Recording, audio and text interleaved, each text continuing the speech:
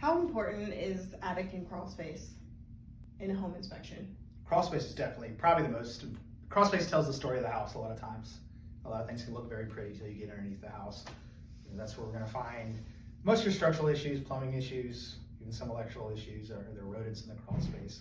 The reason I consider the crawl space a little more important than the attic is the air quality in the crawl space rises through the house and escapes through the attic. So if we do have any mold, plumbing issues with a lot of standing water, rodent issues where you're breathing in all the stuff that they do in the insulation that they do, that's going to be a little more important than say if we have rodents in the attic, which isn't a great thing, but that's not as a big of an issue as it would be in the crawl space unless it's just infested.